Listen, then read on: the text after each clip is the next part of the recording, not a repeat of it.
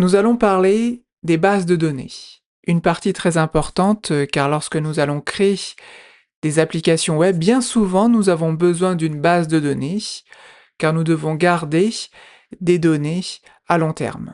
Et là, on pourrait tomber très rapidement sur une petite difficulté. En fait, un développeur Symfony et de manière générale, un développeur PHP utilise des objets. Voilà, il passe sa vie à utiliser des objets, d'autres fonctionnalités également, pour créer un programme informatique.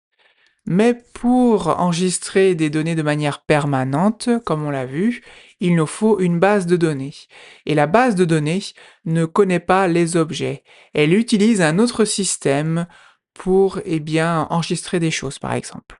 Par exemple, elle utilise des tables, une notion que l'on n'utilise pas dans Symfony ou dans PHP de manière générale.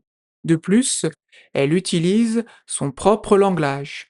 Par exemple, SQL, un langage qui peut très rapidement devenir complexe et rigide. Maintenant la question, est-ce qu'il est possible d'utiliser une méthode qui nous permettrait d'utiliser des objets pour interagir avec une base de données?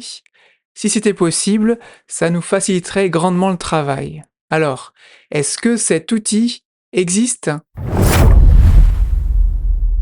Eh bien, la réponse à cette question est oui, grâce à l'ORM. Et avant de continuer, juste une petite parenthèse, avec Symfony de manière générale avec PHP, il est tout à fait possible d'utiliser des requêtes SQL directement. Mais cette approche est rigide et complexe pour certaines opérations et il y a plus facile à faire grâce à l'ORM. Cette expression ORM que vous êtes peut-être en train de découvrir signifie Object, O, R comme relationnel et M comme mapping. L'ORM est un traducteur automatique. Il fait la correspondance entre un objet PHP et la table de votre base de données.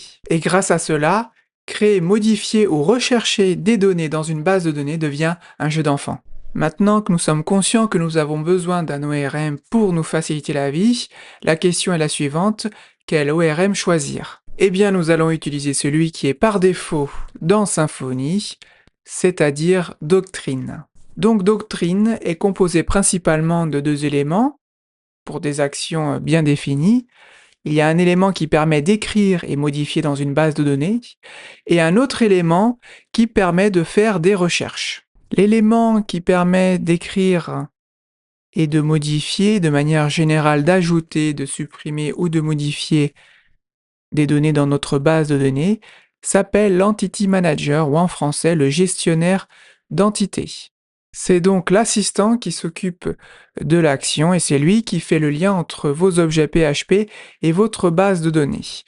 Mais si vous devez retenir une seule chose, c'est que l'Entity Manager permet d'écrire, d'ajouter, modifier ou de supprimer une donnée dans notre base de données. Maintenant, l'autre élément qui permet de faire des recherches, mais également de filtrer ou de récupérer une donnée s'appelle le repository. Et donc cet élément est l'assistant qui s'occupe de la lecture. Chaque table de votre base de données possède son propre repository dédié. Peut-être qu'à l'heure actuelle, les choses ne sont pas tout à fait claires et vous ne faites peut-être pas la différence entre les deux assistants qu'utilise Doctrine pour nous faciliter la vie. Si c'est le cas, ne vous inquiétez pas, on va pratiquer et les choses seront beaucoup plus claires. Mais sinon, essayez juste de retenir que l'Entity Manager permet de modifier des bases de données, le repository permet de les rechercher. Donc pour l'instant, nous avons fait que de la théorie. Dans la prochaine leçon, nous allons créer et configurer notre base de données pour pouvoir l'utiliser.